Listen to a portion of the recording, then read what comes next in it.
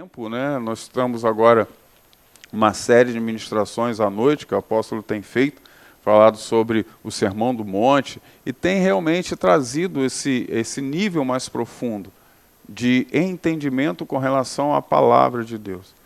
Que é uma coisa muito importante, queridos, é muito interessante quando nós lemos a palavra.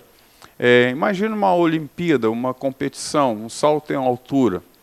A gente sabe que o salto em altura, você começa lá 4 metros, né? Salto com vara, por exemplo. Está lá 4 metros de altura, 4,50, né? Aí vai aumentando aos poucos, conforme os atletas vão passando de nível. Tá? Os atletas que eles são recordistas, são os melhores do mundo, eles não começam no início.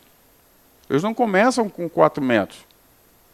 Isso são aqueles que já ainda estão começando, estão entrando nos Jogos Olímpicos. Ele começa, quando a competição chega nos 6 metros, é que ele vai começar a competir. Tá? E é dos 6 para cima. Então entenda que os melhores, eles vão a níveis maiores. E quando Jesus ele começa a tratar a palavra de Deus a nível profundo, ele não abaixa a régua por causa da gente. Ok? Ele não bota a régua nos 2 metros. Ah, não, vou botar nos 2 metros só para eles conseguirem passar. Não, ele mantém o nível da régua lá em cima. Porque esse é o nível de santidade que Deus quer que nós estejamos. Esse é o nível de caminhada que Deus quer que nós estejamos. Ah, mas eu não consigo chegar aos 6 metros. Se o outro consegue, você também consegue. A diferença é o treino. Ok? A diferença é o treino. É o quanto nós nos aplicamos a realizar aquilo, a fazer aquilo. Então Deus tem nos levado a níveis altos, para que nós entendamos qual seja a sua boa, perfeita vontade. E enquanto Ele nos ensina isso, nós temos que entender que tudo aquilo que o Senhor nos entrega é bom para as nossas vidas. E isso vai trazer o quê? Paz para a gente, e não algo desconfortável. Vai trazer paz para cada um de nós, ok?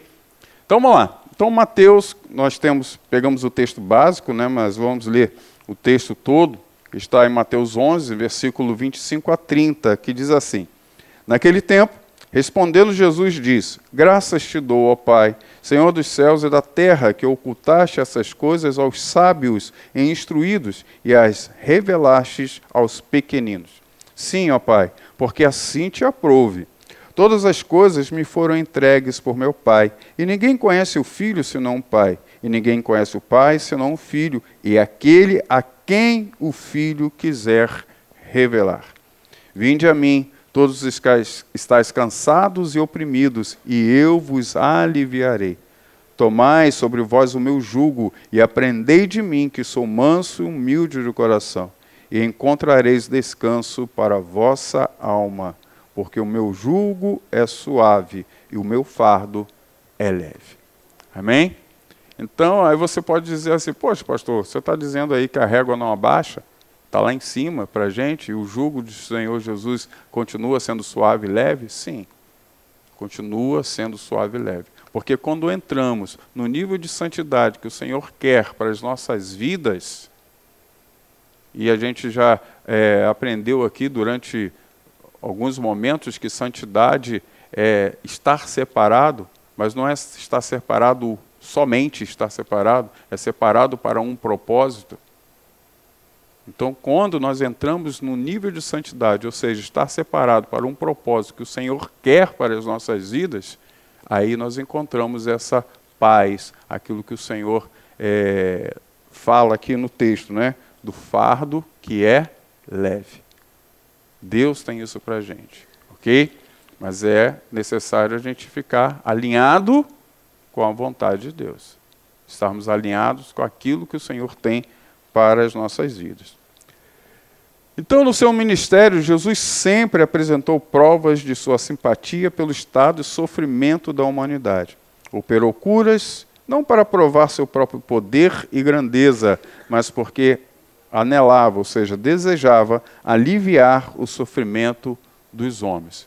Então o desejo de Deus é aliviar, tá? O desejo do Senhor é aliviar nessa terra onde vivemos, nas circunstâncias em que vivemos, porque todos nós sabemos que a partir do pecado de Adão, a humanidade passou a sofrer.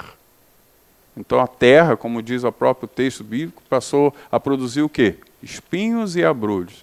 E a partir do sofrimento, a partir do trabalho, né, o homem passa a viver e a sobreviver. Então em Cristo, isso é aliviado. Não que a gente não vá ter que trabalhar mais, né? Isso não é uma realidade. Nós teremos que trabalhar, mas tudo isso em Cristo se torna algo prazeroso, tá? Estar com Jesus Cristo. Então Jesus não assumiu posição de autoridade e grandeza, como faziam alguns líderes judeus. Então essa não foi a posição de Cristo. Nem procurou qualquer privilégio pessoal ante o governo. Viveu como um homem pobre no meio dos pobres, como humilde no meio dos humildes. Finalmente submeteu-se à morte de cruz, tipo de morte que sequer podia ser mencionado na polida sociedade romana. Uma morte vergonhosa e horrível. Como disse o apóstolo Paulo, humilhou-se a si mesmo, sendo obediente até a morte e morte de cruz. Então Jesus ele se coloca nessa posição. Então nós começamos a entender que a humildade tem muito a ver com amor. Amém? Tá? Humildade tem muito a ver com amor, muito a ver da entrega que nós temos que fazer pelo próximo. E essa deve ser a nossa vida, uma vida de entrega. Entrega a Cristo e, consequentemente, entrega aos outros. Porque se a gente vai, quando nós vamos alinhando os textos bíblicos, porque o texto não é um versículo, tá? A Bíblia é um todo, começa lá em Gênesis, termina em Apocalipse, princípios são estabelecidos e a Bíblia mostra histórias de princípios quebrados, mostra histórias de princípios validados. E o que se recebe, a herança que se recebe em quebrar princípios e validar princípios, por esse motivo que a Bíblia conta tantas histórias. Porque não simplesmente é colocada uma lei, mas ela é mostrada como aquilo acontece no dia a dia do ser humano.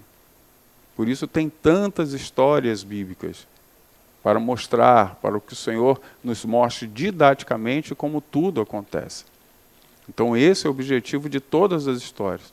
Porque se fosse só um livro para colocar lei, a gente ficava ali com os 10 mandamentos e só. Ou somente os 2, né, que o Senhor disse. Que quais são? Amar a Deus sobre todas as coisas e ao teu próximo como a ti mesmo. E é interessante quando a gente fala esse texto assim, né, dessa forma meio decoradinha, porque não é bem assim, né, quando Jesus Cristo coloca porque perguntaram a Jesus, mestre, Rabi, qual o maior mandamento? E Jesus Cristo declara, amar a Deus sobre todas as coisas, com toda a sua força, com todo o seu entendimento. E aí parece que eles ficaram satisfeitos com a resposta de Jesus. Tá, isso mesmo. Aí quando eles estão indo embora, Jesus, espera aí, calma.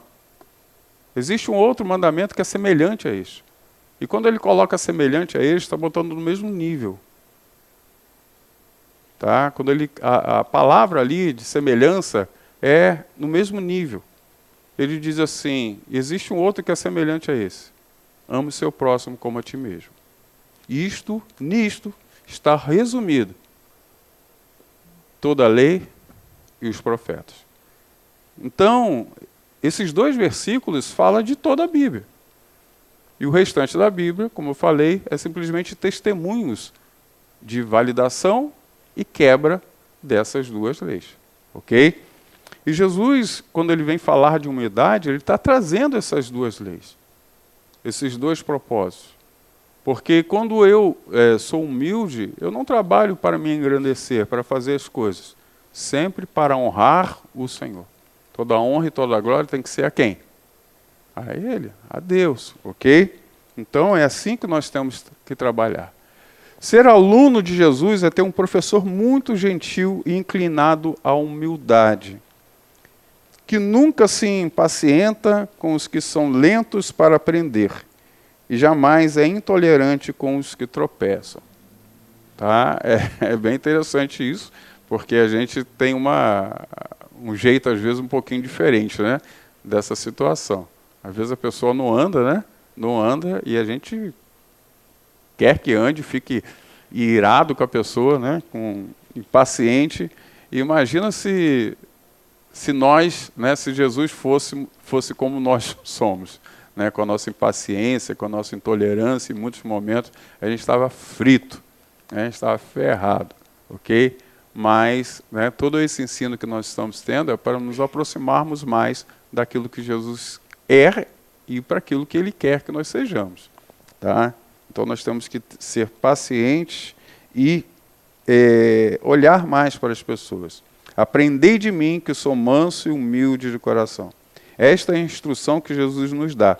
Se alguém na igreja precisa aprender a ser humilde, basta matricular-se na escola de Cristo.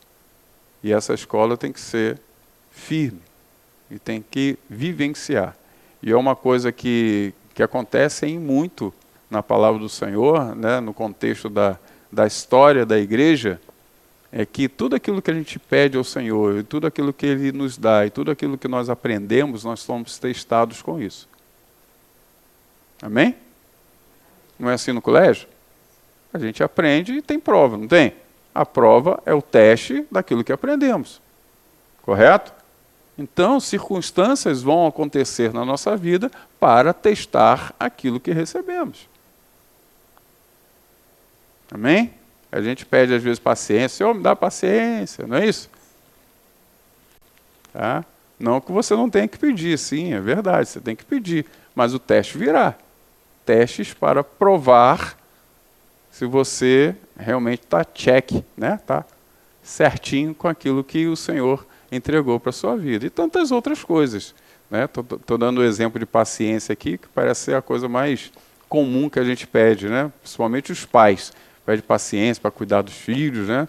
Então, esse é um exemplo. Mas tantas outras coisas que nós clamamos ao Senhor, né? Que nós pedimos a Deus. Todos nós, às vezes, queremos ter um pouco mais, né? Salário, algumas coisas assim. E aí, né, Deus começa a testar a nossa fidelidade. Tá? E tantas outras coisas, né, que o teste vai acontecer. Sempre vai acontecer. Tá? Sempre vai acontecer. Não pense que se você recebe, tá, necessariamente o teste virá. Mas nós estamos nessa escola aí de Jesus e a gente vai aprender, né? Mesmo que seja às vezes a trancos e barrancos, nós vamos aprender a vivenciar isso que o Senhor tem para as nossas vidas. Amém? Tá? Então vamos lá. Então nós temos aí, o Senhor nos ensina em sua palavra que a humildade é uma condição. Humildade é o quê? Uma condição na qual o orgulho e a arrogância são rejeitados. Então é necessário que os servos de Deus, tá, sejam como seu mestre. Nós somos discípulos do Senhor. Então, se Jesus é humilde, nós também temos que ser. Mas eu sei que não é tão simples sermos humildes. Tá? Porque tem gente que é orgulhoso da humildade que tem, você já viu? Né? Ah, eu sou humilde demais. Já era, já não é mais. Tá? Então a humildade não trabalha dessa forma. Ok? Simplesmente somos. Tá? Simplesmente somos, ou devemos ser. Então devemos ser humildes porque somos simples criaturas. Na parte de Cristo somos pecaminosos. Logo, dependemos de Deus. Todos nós dependemos de Deus. Tá? E uma coisa interessante com relação à lei que o Senhor estabelece para a gente é para nos forçar a cada momento e instante sermos dependentes dele. Tem gente que não consegue, às vezes fica meio intrigado, a gente pergunta com relação se a pessoa entende, crê que é salvo. Aí a pessoa diz, caraca, eu peco pra caramba, acho que não sei se eu sou salvo não. Eu sei que tem muita gente que tem essa ideia, tem muita gente que tem essa situação na sua mente. Ah, eu peco pra caramba, eu sei que tem a opção de lei, eu sei que tem a opção de regra, eu sei que tem isso, eu tenho que ter aquilo outro, e o crente tem que viver assim, o crente tem que viver assado, mas eu não consigo viver nesse padrão. Eu acho que eu não sou salvo. Então, queridos, a lei, não que a gente não tenha, lembra, eu falei do negócio da régua, né? Não que que o Senhor vai abaixar a régua para a gente. Nós temos que buscar e trabalhar o máximo possível para chegar naquele ponto ali, ok? Mas o Senhor Deus, Ele é tão misericordioso e tão abençoador que Ele olha também o nosso esforço para estar vivenciando aquilo, para estar trabalhando aquilo. E quando a gente, todo mundo, quero crer que entenda, lembre daquele momento em que Pedro andou sobre as águas. Amém? Eu acho que é o nível hard da régua. Porque eu não conheço mais ninguém que fez isso, a não ser no filme da cabana, né? Mas eu não vejo ninguém. Você já viu alguém andando sobre as águas? Eu não conheço. O único que eu vejo é Pedro, Jesus, né, claro, e Pedro andando sobre as águas, ok? Eu não vejo mais ninguém. Então Pedro chegou a nível hard, de confiança, de fé. Então ele chegou a nível hard. Mas o que acontece? Ele afundou. Em determinado momento da sua história, em determinado momento da sua vida, ele olhou circunstâncias ao redor, né? Não vou aqui para pregar a respeito disso, mas ele começou a afundar. E quando ele afundou, o que aconteceu? Jesus pegou ele. Jesus o resgatou. Ok?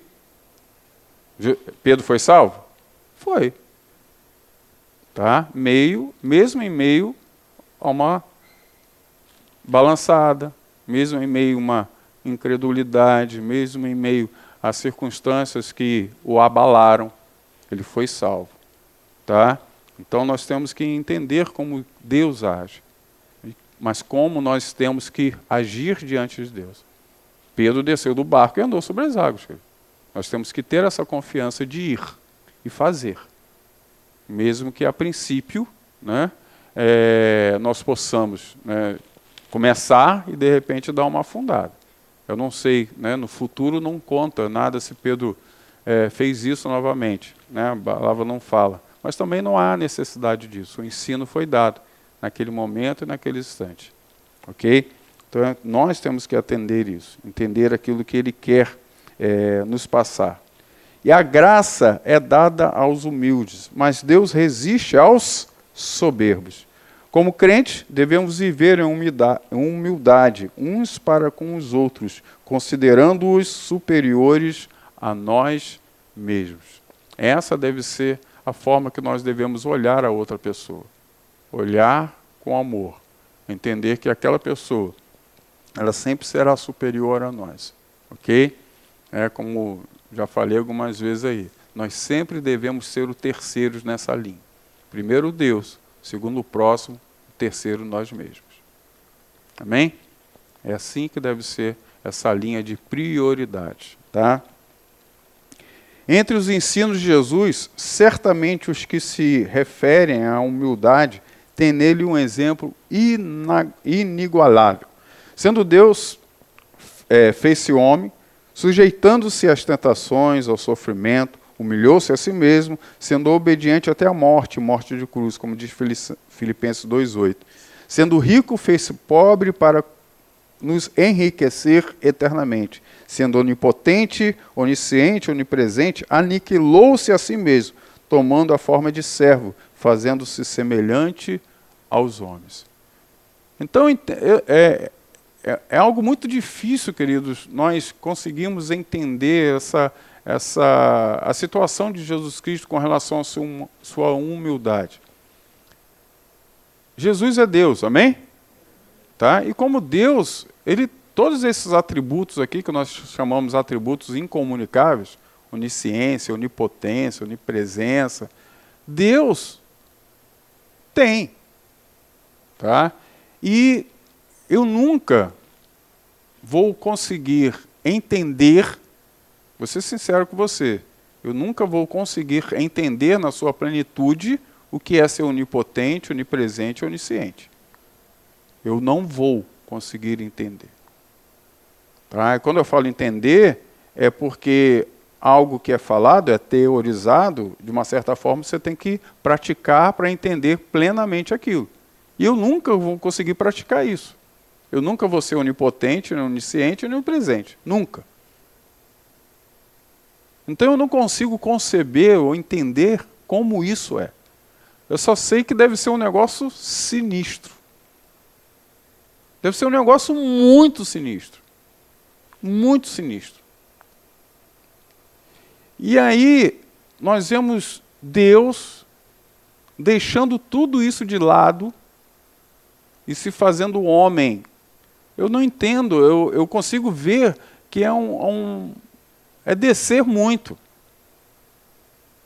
É descer muito, muito, muito. E como diz o próprio salmista, ele diz, Deus, ele desce ao monturo para de lá resgatar o necessitado. Você sabe o que é monturo? Hã? Sabe, né? É um monte de esterco. Ou seja, o necessitado estava onde? Dentro do monturo. Dentro do monte de esterco. E Deus entra no monte de esterco para de lá nos arrancar, nos tirar. É isso que ele faz. É isso que ele fez. E ele tem que ser o nosso exemplo. Nosso referencial é a vida de Jesus, tá? Então nós temos que entender todo esse processo. Alguém quiser comentar, falar alguma coisa, ok? Revelação aos pequeninos. Então, coisas ocultas aos sábios e entendidos. Então nós vemos no versículo 25 que ele fala sobre isso, né? Então Jesus, elevando sua voz aos céus, dirigiu-se a Deus e agradeceu-lhe por haver ocultado essas coisas aos sábios e instruídos. Essas coisas, ou seja, tudo isso, né, a que se referia Jesus, eram as profundas verdades, a palavra de Deus. Então, o mistério que esteve oculto desde todos os séculos, em todas as gerações, e que agora foi manifesto aos seus santos. São as riquezas da glória deste mistério entre os gentios, que é Cristo em vós, esperança da glória. Então, Jesus Cristo agradece, né, por ter se revelado essas verdades, ou seja, esses mistérios aos reinos, aos pequeninos. Então, ele está revelando a você, amém? Então, entenda que você está nesse processo aí. Você é um desses pequeninos, né? Nós somos, né, esses pequeninos que o Senhor tem separado e tem graciosamente.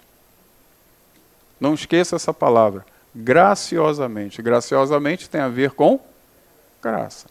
Graciosamente ele tem nos revelado, ele tem nos mostrado. Não por aquilo que somos, mas por aquilo que ele é. Amém? Ele é. Então é por ele, é para ele. Não é para a gente, nunca foi sobre nós. Tá? Quando ele falou apenas palavras, o mundo já tinha conhecido Sócrates, Platão, Sófocles e tantos outros filósofos da antiguidade, sem contar os muitos sábios, ensinadores e mestres no reino de Herodes. Entretanto, desde o nascimento de Cristo na manjedoura até a sublimidade da sua morte, nada foi revelado aos grandes daquele tempo. Da mesma forma, hoje, as verdades do Evangelho estão ocultas àqueles que se consideram grandes, sábios e entendidos. A esses falta a condição indispensável para ter os arquivos dos céus. O que é? A humildade. Amém? Então, para recebermos isso, realmente temos que ser pequenos, sermos humildes e sermos mansos. Mansos no sentido de recebermos... Quem aqui já andou de cavalo? Já? Ok. Tem cavalo manso, tem cavalo brabo. Não tem? Você já andou nos dois? No manso e no brabo? Tá? O manso é muito bom. O manso, você pensa em ir, ele já foi. Né? O manso, você dá aquele toquinho na rédea do cavalo, ele já vira, vai de boa. O cavalo é manso. Tá? Mas uma coisa, claro, do cavalo manso. Independente do que for, se tiver um precipício na frente e você seguir com o cavalo, ele vai frear, ele não vai se jogar no precipício. Tá? Ele vai parar. Ok? Ele vai parar. Então entenda que a mansidão não é simplesmente obedecer tudo. Mas o cavalo manso, ele recebe as ordens e simplesmente, sem pestanejar, ele coloca a ordem em prática.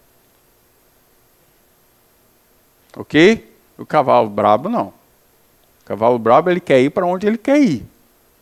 E para ele ir para onde a gente quer, a gente tem que puxar a rédea com vontade, tem que bater, dar esporada no bicho, para que ele consiga ir para onde você quer.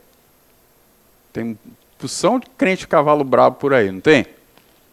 Né? Aposto que o diga. Não digo não, pastor? Não, aposto não fala, tá tudo de boa, né? Tudo bom. Mas tem uma porção de crente que é cavalo brabo, tá? A gente cuida, né? Trabalha com pessoas, né? Está diante de pessoas aí que não é mole não, tá? Não é mole não. E às vezes mesmo olhando o precipício, ele quer se jogar no precipício. A gente quer puxar, tirar ele, não, quero ir, né? Quero me matar. Então tem gente que é assim, ok? Tem gente que só a graça. Então ser manso é exatamente isso. É receber da ordem e saber, é claro, da onde está vindo a ordem, porque a mansidão também tem a ver com quem ele sabe que está na rédea. Então tem várias situações nesse sentido. Tá? Então o cavalo, né, manso, ele consegue identificar isso também. Ok? Consegue identificar isso também. E a mansidão, como nós, né, fugindo a essa questão do cavalo, nós temos que entender que, de certa forma, também é assim com a gente. Tá? Então, é receber a ordem, receber a indicação, receber a mensagem e simplesmente colocar aquilo em prática. Isso é mansidão. Ok? Isso é mansidão. E isso independe do temperamento que nós temos. Depende do nosso ser individual. Tá? Nós sabemos que o temperamento mais instantâneo qual é? Sanguíneo, né? É sanguíneo ou é o... É o sanguíneo, né? Que é o mais instantâneo, né?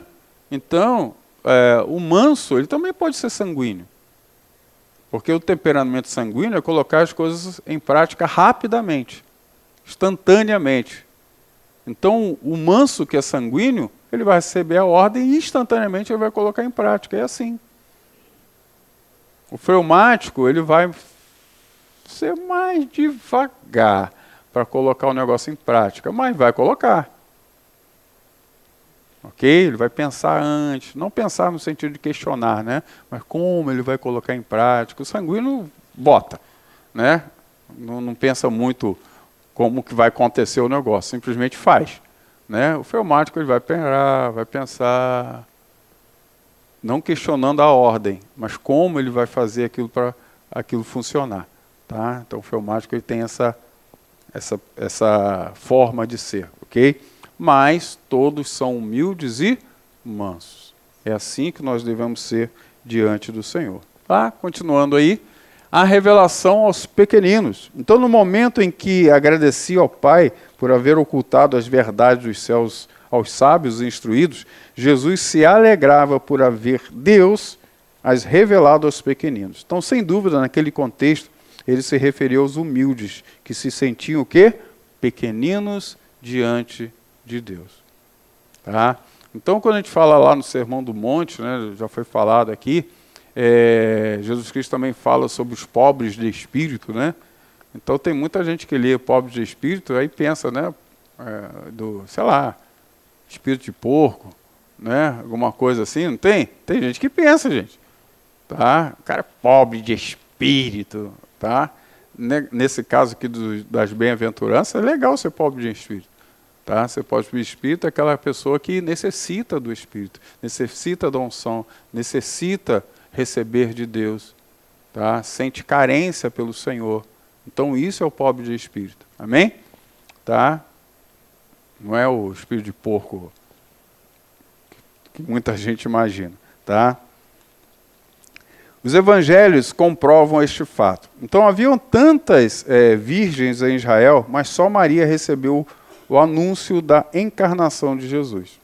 Havia muitos rapazes em Israel, mas só José foi escolhido para ouvir sobre a vinda do Emanuel. Haviam muitos pastores em Belém, mas somente alguns poucos tiveram a visão dos anjos, anunciando o sublime evento.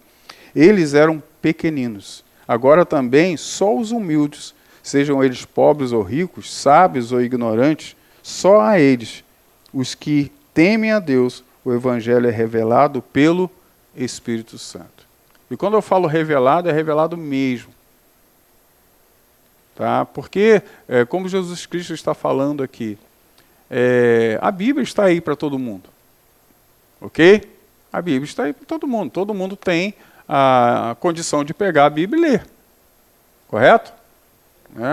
A gente vê ali, tirando exemplos aqui,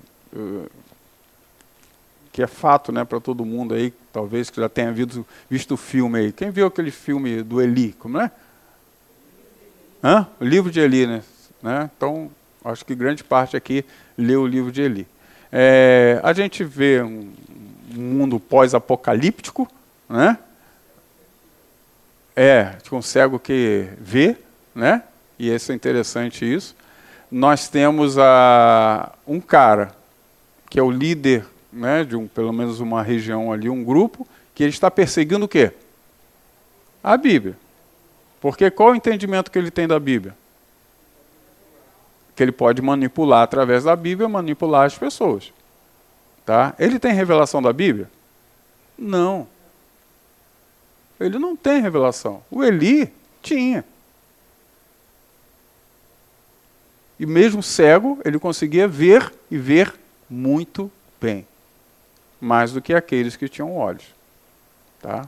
Trazendo, né, um contexto aí religioso para o filme. É mais ou menos isso que Jesus Cristo está dizendo. Não adianta nós termos simplesmente a letra, é necessário ter a revelação. E a revelação só vem através do Espírito Santo. Então é necessário nascer de novo. E aqueles que nasceram de novo, o Senhor entrega essa revelação, que é aquilo que Jesus Cristo está mostrando aqui. Não tem como termos essa revelação se não for nascido de novo. E por esse motivo Jesus Cristo fala, agradecer ao Senhor, por Deus estar revelando essas verdades, esses mistérios, somente para os pequeninos. Ou seja, aqueles que desejam, aqueles que têm o Senhor, Deus como Senhor de suas vidas. Tá? Nós vemos lá Adão tendo uma outra postura. Ele não quis ser humilde. Ele quis o quê? Tomar o conhecimento, porque você vai ser semelhante a Deus. Amém?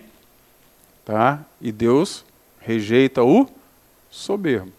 E foi aquilo que estava acontecendo naquele momento. Tá? Então vamos lá. Estamos já terminando. Então nós temos aí o convite global. Vinde a mim todos. Vinde a mim quem? Todos. Então todos são todos. Tá? O convite de Jesus aos homens não é excludente, mas é inclusivo. Pois é feito a todos que estão cansados e oprimidos. Tá? Então é para todo mundo que está cansado e oprimido. Ou seja, aos pecadores, sofridos e oprimidos sobre o fardo do pecado, que lhes é imposto pelo diabo. Infelizmente, a maioria das pessoas encontra-se assim, tá? Nessa posição. Jesus, que não só amou a Israel, mas o mundo de tal maneira, como diz lá João 3,16, para que todo aquele que nele crê não pereça. Então mandou pregar o evangelho não só aos eleitos, aí no caso aos judeus, mas por todo o mundo, a toda criatura. Então essa verdade do reino foi ordenada por Jesus a ser ministrada a todos, ao mundo inteiro. Podemos dizer que o evangelho, no plano de Deus, é globalizado. Aliás, os homens estão muito atrasados. Só agora eu falo de globalização. A globalização de Deus já foi prevista, antes mesmo da criação do mundo. Ainda assim, mesmo sendo um convite a todos, só tem condições de se beneficiar dele os que são o quê? Pequeninos, os pobres ou os humildes de espírito. Como tinha falado na minha fala aqui com relação ao Sermão do Monte. Há muitos cansados do pecado. Muitos. Tá? E, na realidade, o pecado cansa. Tá? O pecado cansa. Mas não tem condições de atender o convite de Jesus. Pelo fato de se considerarem o quê? Grandes perante Deus. Há ricos, humildes e pobres, orgulhosos. Amém? Tá? Então os primeiros tornam-se pequeninos e têm acesso às coisas reveladas por Deus. Os últimos, mesmo pobres, tornam-se grandes diante do Evangelho. Tá? Então nós temos que entender todo esse contexto aí, nessa fala, tá, da humildade. Então vamos lá. O convite ao alívio divino.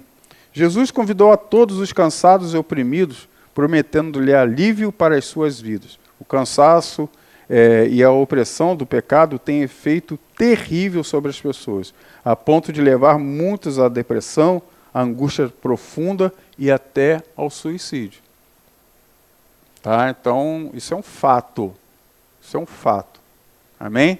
Então, nós conseguimos entender que muitas questões dessa também está ligado ao pecado. Não é somente uma questão mental e física, também está ligado ao pecado. Tá? Então nós temos que realmente entender esse processo. É claro que isso não começou agora, né? Começou lá em Adão. E esse peso vem sendo colocado e nós temos vivenciado isso. Aí com o passar do tempo, e nós estamos chegando nos últimos tempos, aí nós sabemos, conseguimos visualizar isso com os nossos olhos, que essa pressão, essa opressão com relação ao próprio pecado, ela tem aumentado. E isso tem gerado muitas situações desse tipo aqui. Os que se embriagam, os que usam drogas, os que se prostituem, os homossexuais, um dia acabam cansando. Tá? Um dia cansa. Amém? Um dia cansa. E muitos, porém, não têm forças para romper os grilhões do pecado. Falta-lhes o quê? A força da humildade para receberem o alívio prometido pelo Senhor. Então, muitos estão aí cansados. Tá? E, infelizmente, não têm a força, né, e não têm a humildade no coração para poder pedir ajuda, para poder se colocar aos pés do Senhor. Sim, como o filho pródigo. Tá? O filho pródigo, de certa forma, em determinado momento da história, ele foi humilde. Tá? Entendendo quem ele era, entendendo aonde ele chegou e que ele tinha que voltar à casa do pai. Tá? Mas uma coisa importante dentro desse contexto, aí entra também não somente a nossa vida de sermos humildes, mas também a nossa postura de irmos também ao próximo. Tá? Tem gente que não tem forças para ir. Tem gente que não tem forças para entrar aqui na igreja, por exemplo. Tem gente que não tem força para buscar Jesus. Mas graças ao Senhor que Jesus nos levantou, amém? Se eles não têm força para ir, nós temos forças para ir até eles. Amém? E é isso que nós temos que fazer. Só que às vezes, infelizmente, a igreja, aí vamos trabalhar um meia-culpa, né? Que a igreja às vezes está inerte com relação ao seu chamado. Deus entregou um único chamado para a igreja. Um único chamado. Ide por todo o mundo e fazei discípulos de todas as nações, batizando-os em nome do Pai, do Filho e do Espírito Santo, e ensinando-os a guardar tudo que vos tenho ensinado. Estarei convosco até o final dos tempos. Então essa foi a ordem. Todas as outras coisas que nós fazemos como igreja, na igreja, tudo isso tem que corroborar para essa linha. Tudo tem que corroborar para isso. Se eu louvo para isso. Se eu sou da intercessão, sou para isso. E tantas outras coisas que a gente possa imaginar dos serviços que nós podemos fazer numa igreja local. Se isso é para fazer discípulos, show de bola. Se não é, você está muito ruim das pernas. E a gente tem que nos colocar na humildade e ver o nosso coração e buscarmos isso do Senhor. Amém? Nós temos que buscar isso. Então, como eu estava falando, existem pessoas que estão lá fora, precisando, e elas não têm essa...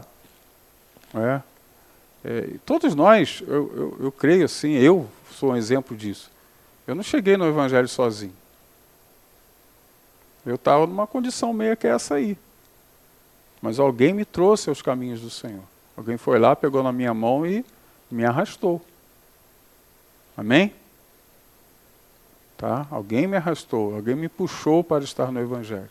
E graças ao Senhor, tá? Graças a Ele me alcançou. Amém? Ele me alcançou. Tá? Então é necessário nós nos colocarmos à disposição do Senhor.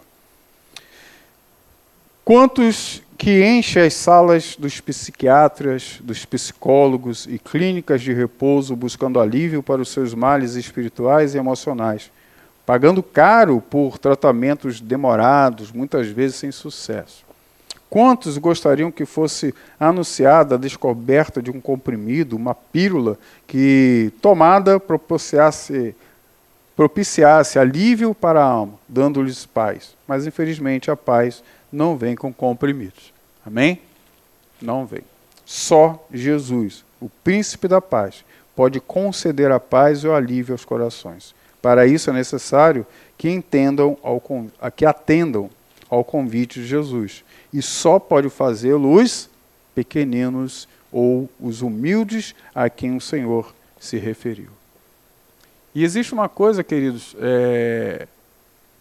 nós, vamos lá fora, existe uma questão muito interessante, é que tem gente, eu creio, eu passei por isso, como eu já falei, alguns talvez tenham passado por isso também, não se sentem dignos de entrar aqui.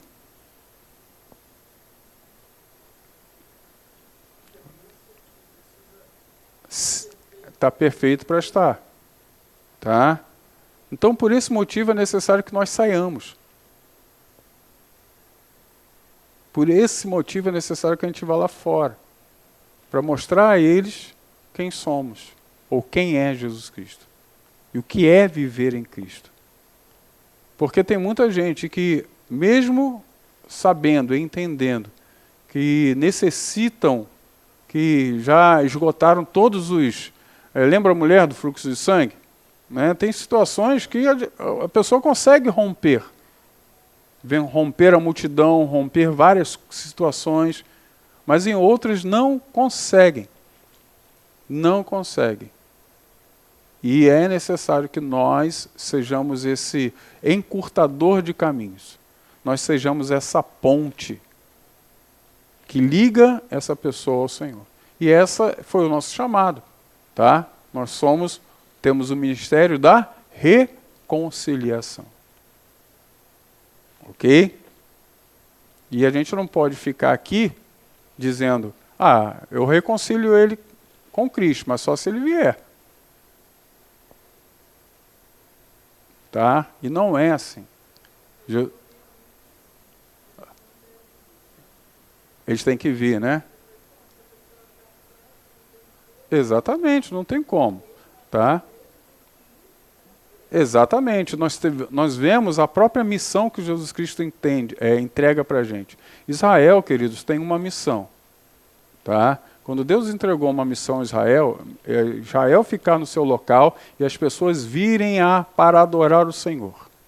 Essa era uma missão. Em missões a gente trabalha esses dois tipos de missões. Tá? Uma a gente chama de missão centrípeta, onde as pessoas vêm para adorar o Senhor, mas a missão que Deus entrega à igreja é uma missão centrífuga.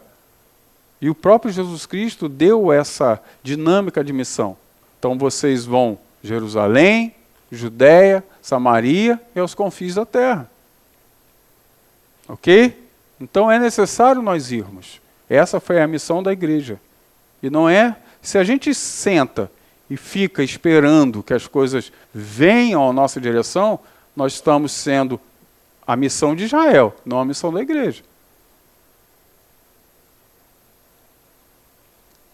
Tá? Então nós temos que entender, ler a Bíblia e entender essas questões. Nós somos igreja, nós não somos Israel. Israel tem uma função, a igreja tem outra função. Amém? Tá? E aí nós temos que entender todo esse processo. Então vamos lá, tomando o jugo de Jesus. Então vamos entender primeiro o conceito de jugo, né? Então a palavra jugo designa um antigo instrumento de trabalho que se colocava sobre as juntas de bois, para que os mesmos trabalhassem juntos. Tá? Então o carro de boi, todo mundo sabe, né? Conhece? Tá? Então você tinha dois bois andando, uma vara no meio e a carrocinha atrás. No meio dessa vara aqui era ligado uma madeira que prendia um boi aqui e um boi ali. Isso aqui se chama jugo. Tá? Então é equivalente à canga, representada por uma madeira curva que se punha sobre o pescoço do boi para mantê-lo preso ao carro ou ao arado, né? Segundo o dicionário Aurélio. Também significa, figuradamente, o quê? Opressão ou sujeição. Então vocês entenderam o que é jugo, correto? Tá? Então você tem um boi de um lado, um boi do outro, uma madeira prendendo os dois. Para que os dois juntos conseguissem puxar o carro. Tá? Ok? Então entenda que Jesus Cristo está trazendo essa questão de jugo para entender que é junto.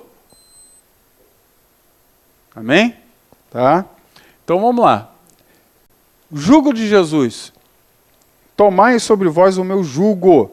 A palavra jugo dá a ideia de algum tipo de peso, de instrumento de opressão. Então o jugo de Jesus, no entanto, é diferente. É bem diferente. Não é pesado nem opressor. Tá? Não é pesado nem opressor. Ele próprio afirmou, porque o meu jugo é suave e o meu fardo é leve. Tá? Então, contudo, uma pessoa só pode aceitar o jugo de Jesus se for o quê? Humilde. Após ter passado pelo teste da renúncia e de ter tomado a cruz de cada dia, como nós falamos na lição anterior. Tá? Então, Jesus, o que acontece? Tem um carro para levar? Né? Tem um fardo para levar? Ok. Então, a gente entra naquele jugo e Jesus Cristo entra do lado. Ok? Você vai ter que carregar, não tem jeito. Você vai ter que carregar, mas Jesus Cristo entra junto contigo para a carga ficar mais leve. Fica levinho, não fica? Fica levíssima. Tá? É igual carro com direção elétrica. Né? Tem um carro sem direção nenhuma. Né? O pessoal que dirige aqui já deve ter... Né? Você vai fazer manobra um carro sem direção, meu irmão dói o braço. Né? Ainda mais eu que sou magrinho, né? Faz força para lá, elétrico, você bota o dedinho assim. Então é assim, o jugo de Jesus é assim, tá? Levinho, igual fosse uma direção elétrica da boa. Ok? Contudo, uma pessoa só pode aceitar, né, que eu já falei aí com relação à renúncia. Os pobres ou humildes de espírito aceitam o jugo de Jesus, mesmo sabendo que isso implica ficar muitas vezes em desvantagens perante o mundo, pelas consequências da decisão em seguir ao Senhor. E isso é importante, tá? A questão da renúncia que nós falamos. E aí nós temos que renunciar a nós mesmos, o eu. É uma coisa muito importante aí, que eu já ouvi algumas vezes, e é verdade. Ser crente mesmo, tá? É aprender a engolir sapo todo dia. Tá? Então a gente tem que engolir uns sapos por aí, pelo amor do Evangelho. Tá? Então, eu não engulo sapo de ninguém. Tá? Tem que repensar a sua vida, porque não é bem assim que as coisas que funcionam, não. Tá? E crente tem que engolir muito sapo. Tá? Então já vimos que podem perder pais, mães, irmãos, amigos e até bens por causa do nome de Jesus. Contudo, a visão espiritual resultante do quebrantamento diante de Deus e da sua palavra os torna humildes o suficiente para aceitar o jugo do Senhor. Vamos continuar aqui. O convite ao aprendizado. Aprendei de mim. Existem muitos mestres e ensinadores no passado e ainda hoje. Tá? Muita gente. Hoje em dia, que tempo são, né? Abre o YouTube lá, que tem de coach, né? Que tem de mestres, ensinadores, tem a renca de coisa, para tudo que você precisa. Tá? Você quer fazer qualquer coisa, você pesquisa no Google lá, você acha. Não é isso? O apóstolo foi lá. Né? Não é pedreiro, mas fez. Com certeza deve ter olhado uns 15 vídeos no YouTube para ver... Muito mais, para ver como que faz o negócio. Aprendeu a fazer? Amém. Não vai fazer mais, né? Porque o negócio é cansativo. Cansa. O negócio cansa, tá? Como eu costumo dizer, se você, às vezes, com condição de fazer, você bota dar para outro, né? Mas, às vezes, a gente tem que fazer, que não tem jeito, né? Mas a gente acha aprendizado para tudo na internet, ok? E dentro do reino de Deus, aí, os ensinamentos bíblicos, queridos, tem muita coisa ruim por aí. E tem algumas coisas que são legais, mas tem muita coisa ruim. Tá? Muita coisa ruim. Tem gente que quer ensinar o Evangelho dizendo que você vai receber um buquê de rosas quando você aceita Jesus. É verdade? É. Só que eles esquecem de dizer que rosas têm espinhos. Amém? E você tem que pegar aquele buquê e a rosa sem estar limpa, né? É porque o pessoal limpa, tira os espinhos, né? Mas aquele buquê bonitão que você recebe, aí você tem que abraçar assim com a força. É assim, ok? E tem espinho, gente, não tem jeito. Tem uma opção de gente ensinando outras coisas. Contudo, ninguém jamais se igualou ao Mestre Jesus Cristo. Os estranhos lhe reconheciam como mestre. Seus discípulos reconheciam sua maestria. E ele próprio se apresentou como mestre. Em sua ressurreição, Maria lhe chamou de Rabone, que quer dizer o quê? Mestre. Então, Jesus é o mestre em excelência. Então, ele tem esse convite, aprendei de mim. E como aprendemos de Jesus? Palavra. E não só a palavra. Tá? A palavra, sim, é o principal ensino de Jesus. É o principal meio de orientação de Jesus. Mas nós temos que entender também que Deus instituiu o quê? Líderes, Deus instituiu mestres, Deus instituiu pastores, para fazer o quê? Para instruir. Através dessas pessoas, Deus também vai lhe instruir, vai lhe ensinar. Porque nem tudo, eu sei, conheço muita gente que já falou comigo, pastor, eu li a Bíblia, mas não entendo nada.